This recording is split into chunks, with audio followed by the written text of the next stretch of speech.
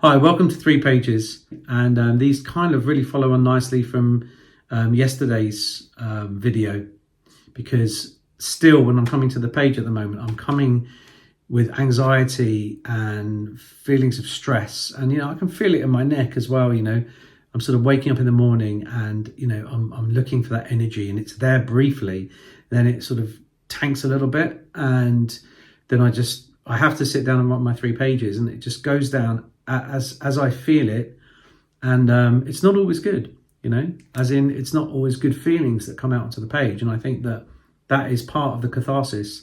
If you have a lot of noisy thoughts in your head and they're just kind of trapped inside of you, you find yourself feeling stressed and anxious, it really does help to get a pen and write it all down.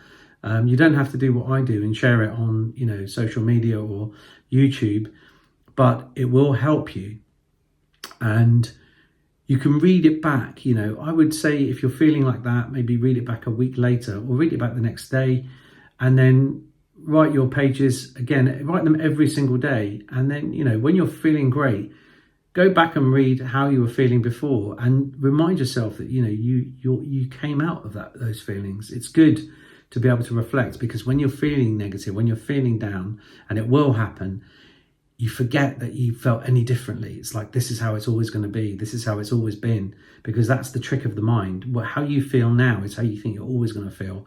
And it takes a lot of kind of experience to know that that's not true. And also it helps if you have it written down, because you can go back and you can look at what you did, say even 6 months ago, and you can read pages where you were having a great time and pages where you were feeling pretty much how you're feeling today. In this case, for me, not so great. And, it just helps, I think, to just have that perspective that your 3 pages a day can give you, or your journal, whatever you want to call it. So I'm just going to read these 3 pages now. And it's interesting. Every now and then I can feel my frustration levels bubbling up, that recurrent desire to shove my face into a pillow and yell at the top of my voice, or throw something. And these feelings don't come out of nowhere. They come from somewhere, but there is no singular source, I don't think. Maybe there's a play button somewhere in the brain, the limbic system perhaps, but it doesn't feel like that. There's no click and the sudden sound of wheels whirring. No, it's more gradual and seeps in, more like tributaries feeding into a river, or magma pushing up through fissures in rock to find the main outlet. If the head is the mouth of the volcano, then all of those little underground dikes are the body, its veins and arteries. The pressure is building and you can feel it. It's a mood, not a tangible thing.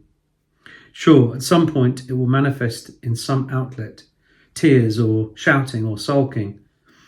But in me, it mainly manifests as a burning desire to run, as if from a house fire.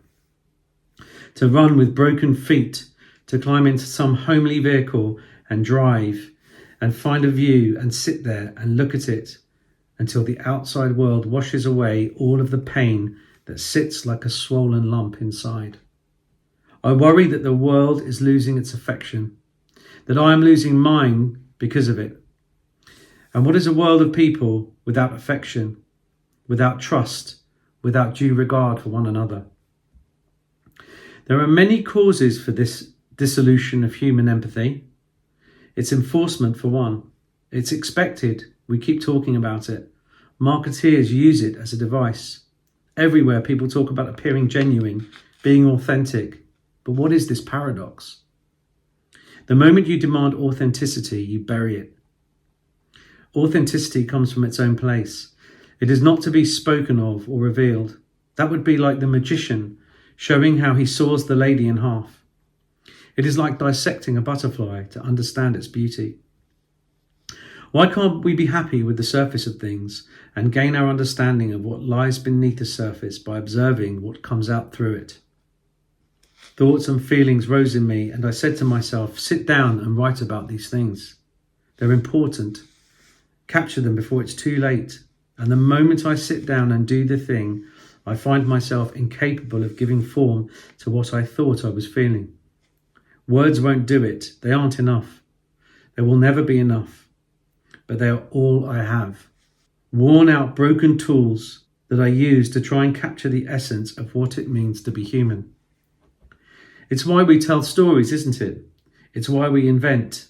It is easier, though not easy, to speak our hidden truths through the mouths of others, and to provide a stage best suited to facilitate the expressing of those truths to which we can all relate. Situation and context allow us to press our characters until they squeak without hurting anyone in the process. But if we seek joy and happiness in our lives, then why don't we gravitate towards books, films, art that explores those themes? Why do we instead gravitate towards tales of horror and human depredation? Why do we watch the news? There is no joy, no happiness in watching megaton bombs dropped on the heads of children night after night. Why do we flock to this and not to that image of an ocean of 1,000 smiling faces? Why is it that the award goes to the image of horror time after time? I'm nearing the end of my 3rd page and it's starting to rain. And I was busy contemplating things which seem so important now, but which I will forget about quite soon. Though they will stay with me, it is part of who I am that I question these things. And I will continue to question them and try to find answers through writing, knowing that deep down I never will. So you can see, it's funny actually, because I was writing those in the morning. I went outside and I don't know if you can see that, but it started to rain and then the ink started to, started to smudge on those lines. It started to kind of drift out into the white of the page. And I thought maybe I can tough this one out. I've only got 5 lines left to go. But yeah, in the end, it got the better of me and I had to go in and just finish my 3 pages inside.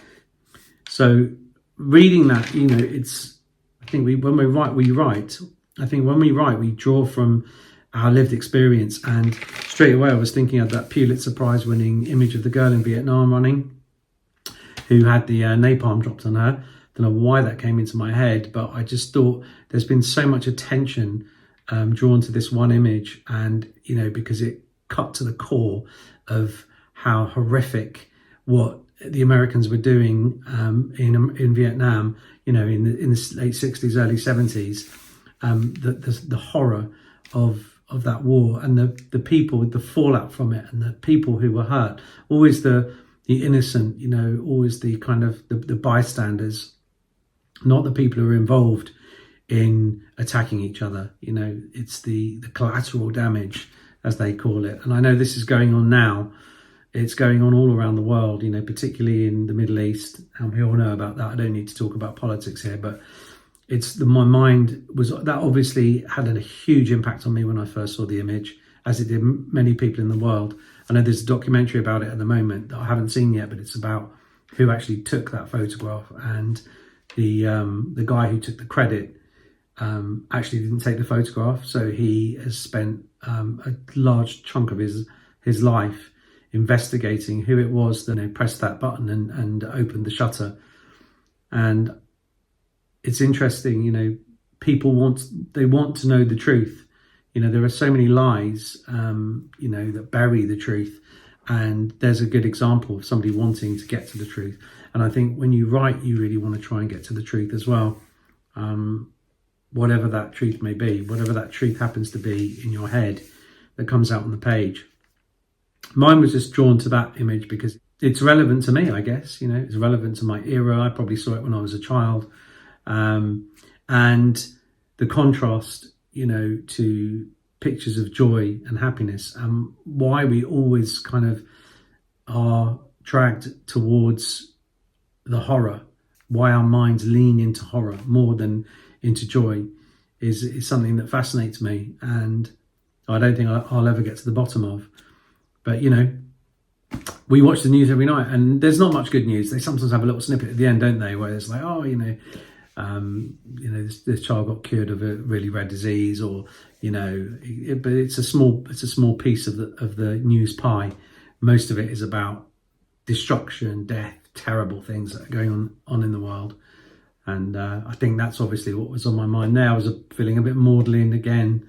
One thing I realised is it might be a good idea to write your 3 pages at different times of the day sometimes. I always write mine in the morning But I think when I wake up, it's becoming clearer to me that I start my day with anxiety, and I have to it sort of falls away as I go through my day. And I definitely end the day feeling on a more upbeat, positive tempo. So what I might try doing now is writing 3 pages in the evening for a time and see how that goes. But I don't know. I'm just talking aloud here, thinking aloud. Anyway, that's my 3 pages for today, and hope you've enjoyed them, and I have more coming. So stay tuned and see you soon. Bye-bye.